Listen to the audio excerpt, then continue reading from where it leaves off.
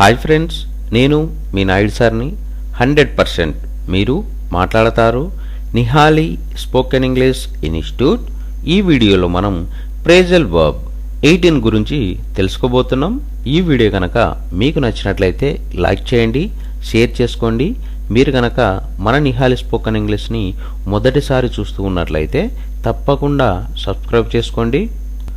Phrasal verb 18 అనే phrasal వర్బ్ను ఎలాంటి సందర్భాలలో ఉపయోగిస్తాము అంటే, to have a meal at home అంటే ఇంట్లో భోజనం చేయు అని చెప్పే సందర్భంలో మనం 18 అనే ప్రేజల్ వర్బ్ను ఉపయోగిస్తాము.